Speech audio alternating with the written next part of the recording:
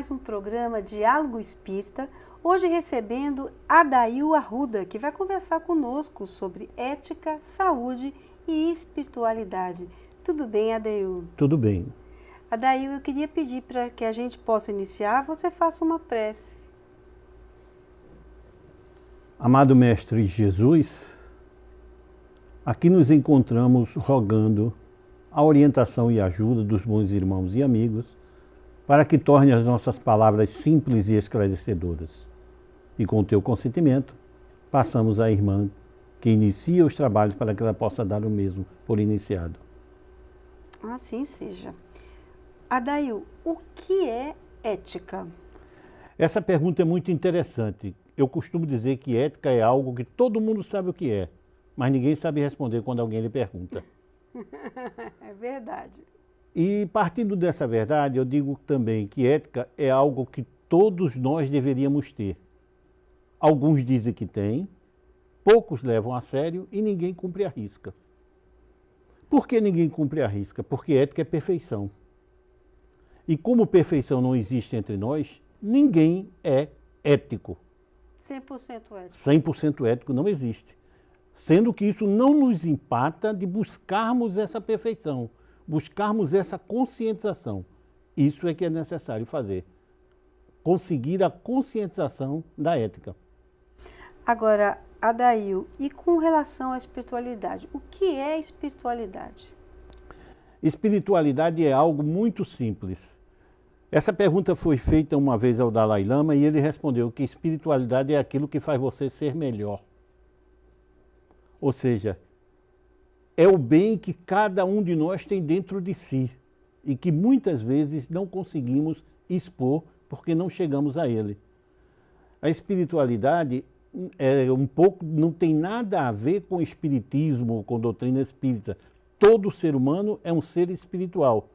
Precisamos apenas nos conscientizar disso, para que a gente, através dessa conscientização, possamos ser bom e saber que como é bom ser bom. Agora, e qual a relação entre as duas, a ética e a espiritualidade?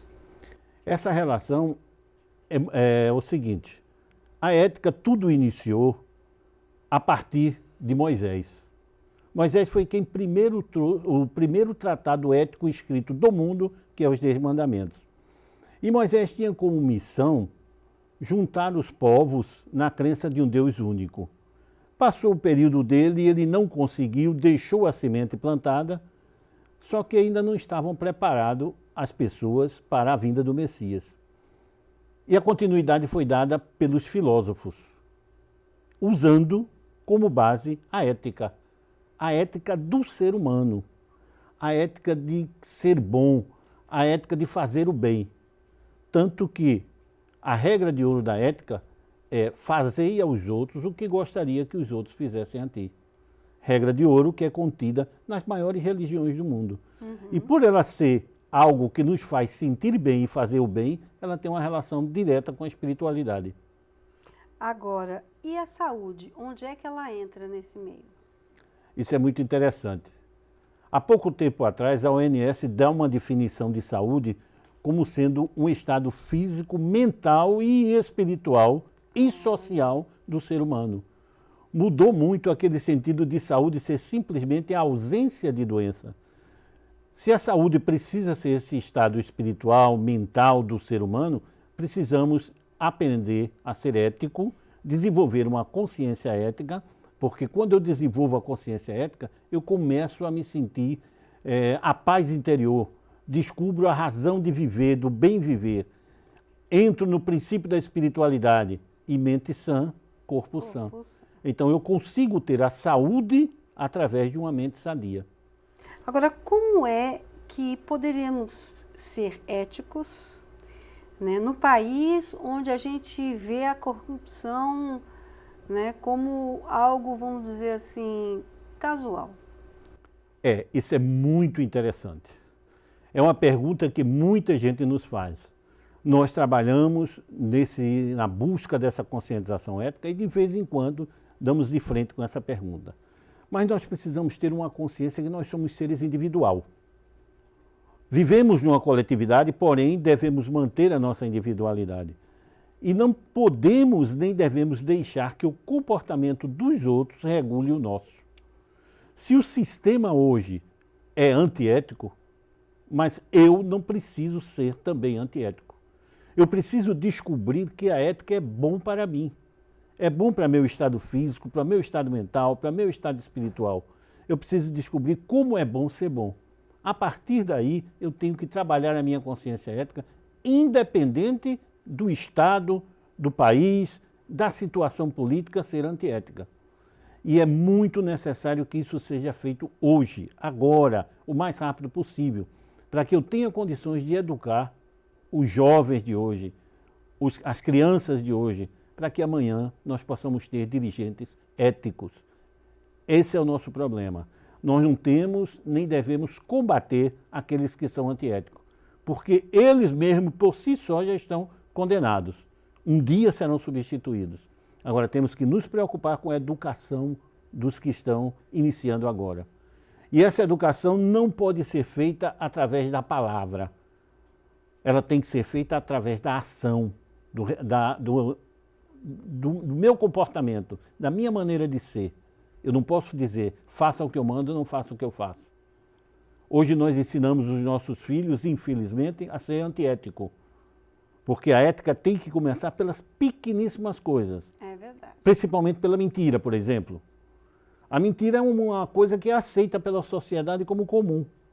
A pessoa mente com a maior facilidade. Ensinamos as nossas crianças a mentir. É verdade. A criança não mente, mas nós ensinamos.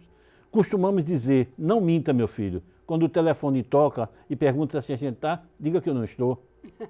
Então a minha ação, a minha atitude está desmentindo... Fala mais do que, né, a regra de educação. Do que a regra da educação. Então esse trabalho de conscientização ética vai ter que ser um trabalho do educador, da família, para termos uma sociedade melhor amanhã. A nossa dica de leitura de hoje é o livro O Mestre na Educação, de Vinícius.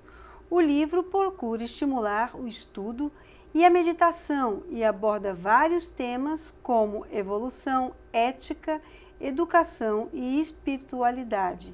Se você se interessa por esse livro, basta que você vá à livraria da Federação Espírita e ele estará à sua disposição.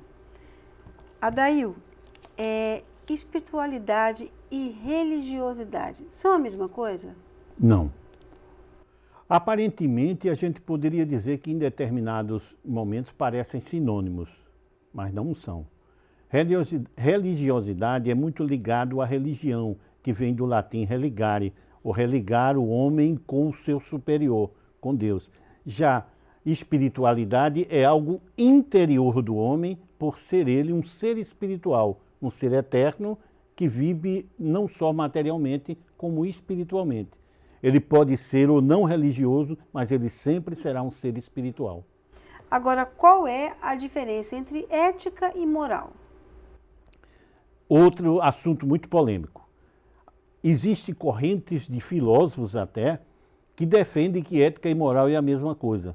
Nós preferimos a corrente que define cada um como sendo casos independentes. Ou seja, a ética, a diferença maior é que a ética é permanente e a moral é temporal. Ou seja, nós falamos que o primeiro tratado ético escrito no mundo é os 10 Mandamentos, que tem hoje aproximadamente 4.000 anos e se mantém durante esses 4.000 anos sem nenhuma modificação em todos os países do mundo, em todas as culturas do mundo, em todas as religiões do mundo. Algumas vezes escrito com palavras diferentes, porém com o mesmo objetivo. Isso por causa da cultura ou do país. Já a moral, não. A moral que era ontem não é a mesma de hoje. A moral que é do Brasil não é a mesma da Europa, ou do Japão, ou dos Estados Unidos, ou vice-versa. Então, a moral é o resultado de um acúmulo da cultura, e que se modifica com essa cultura. E a ética não. A ética é permanente, independente do tempo e do espaço. Adail, o que a doutrina dos espíritos tem a ver com a ética? É muito simples. A ética é a base de todas as doutrinas e religiões do mundo. E se nós tivermos alguma dúvida, é bastante ler o prefácio do Evangelho segundo o Espiritismo de Allan Kardec, onde ele coloca Sócrates, Platão e Aristóteles como os percursores do cristianismo e do espiritismo. Sócrates, aproximadamente 500 anos antes de Cristo, já dizia que ele era um espírito eterno. Olha. Quando ele foi preso por não atender ao regime da época, sua esposa chega na cadeia e diz: Sócrates, tu foste condenado. E ele respondeu: que bobagem, os juízes que me condenaram também estão. E ela diz: mas a tua condenação é injusta. Ele disse: que querias vós? Que ela fosse justa? Se ela fosse justa, ela estaria errado. Nisso, um filósofo que estava com ela diz: mas eles vão te matar. E ele diz: grande filósofo é você. Ninguém vai matar Sócrates, porque eu sou espírito eterno. Eles vão matar o corpo, isto aqui, mas Sócrates não. E ele complementa dizendo: um homem só morre quando os outros esquecem dele. É verdade. Agora, Adeil, qual a relação entre a doutrina dos espíritos e o tema ética, saúde e espiritualidade? A doutrina dos espíritos, ela tem como finalidade nos ensinar a caminhar na Terra. O grande objetivo da doutrina dos espíritos é nos ensinar a ser feliz. E para ser feliz eu preciso ter saúde, eu preciso ter equilíbrio, eu preciso ser tolerante, eu preciso desenvolver a minha inteligência, preciso aprender a ouvir a voz da consciência para poder partir para a atitude. E isso é ética. Agora, e espiritismo e espiritualidade? Vamos falar a diferença entre eles? Vamos. Espiritismo é uma palavra que foi usada por Kardec a partir do momento que ele codificou a doutrina dos espíritos. Espiritualidade é algo que existe com o homem desde que o ser humano vive na Terra. É intrínseco. É como nós comentávamos o que o Dalai Lama falava. Espiritualidade é que faz o homem ser bom, independente de ser espírita ou não. Já espírita não, é uma doutrina dos espíritos que tem como grande finalidade nos educar a viver na Terra para construir aqui o nosso amanhã. O que deve fazer aquele que abraçou a doutrina dos espíritos como princípio de vida? Olhe, todo aquele que abraça a doutrina espírita como princípio de vida, ele precisa se interiorizar, começar a estudar a si mesmo, verificar o que é que ela primeiro nos ensina, ou seja, a reforma interior. A doutrina dos espíritos, ou o espiritismo, como queiram chamar, precisa sempre atuar de forma que nos faça se sentir bem. Como qualquer religião. Toda religião deve ser usada com essa finalidade. Existe um caso que Leonardo Boff uma vez perguntou ao Dalai Lama, em uma conferência que os dois estavam, ele perguntou a ele qual seria a melhor religião. E o Dalai Lama respondeu: aquela que faz você se sentir melhor. A doutrina dos espíritos, ela deve fazer para aquele que a abraça o caminho da sua reforma interior. Ele tem que se interiorizar, ele tem que entender qual o papel como ser humano aqui na Terra. Por que eu vim, para que eu vim, para onde eu vou e o que eu devo fazer de melhor para mim mesmo e para todos os outros. Agora, Daio, no contexto atual, o que devemos fazer para sermos éticos, buscarmos a saúde ou nos espiritualizarmos? Nós devemos fazer as três coisas ao mesmo tempo para que possamos ter tudo isso. Em primeiro lugar, para ser ético, a gente precisa iniciar pelas pequenas coisas, os pequenos hábitos. Nós precisamos nos reeducar, porque nós fomos educados a ser o primeiro, o melhor, tirar 10, e nós precisamos entender que nós nunca devemos ser o primeiro. Nós devemos ser sempre na média de todos. Não temos porquê, com essa cultura de ser o primeiro, eu passo por cima de todos eles. E esqueço que nós somos seres interdependentes. Eu não posso ser feliz se alguém junto de mim não é feliz. O Japão, eu já trabalhei com um grupo japonês e eles nos disseram que hoje em dia no Japão já não existe mais prova individual. A prova é coletiva, porque eles não querem estrela, eles querem a média, querem que todos saibam. Então, em primeiro lugar, a gente precisa reeducar nossos filhos e nos reeducar que não há interesse de ser o melhor nem o primeiro, e sim fazer com que todos possamos crescer juntos. Esse é um passo para ser ético. O outro passo é aprender a não mentir, aprender a verdade, porque a ética busca a verdade. A ética é a perfeição e a verdade. E a partir dos pequenos casos, das pequenas mentiras, nós começamos a criar, a ser antiético. Precisamos conscientizar disso. Sendo ético, eu começo a ter uma mente sadia. E a mente sadia, pensar no outro, porque a regra de ouro da ética é fazer aos outros o que gostaria que os outros fizessem a ti. Seguindo essa regra, eu já começo a melhorar os outros e a mim mesmo. Então, se eu sou ético, eu começo a ter saúde mental e começo a ter saúde do corpo físico, porque mente sadia, corpo sadio.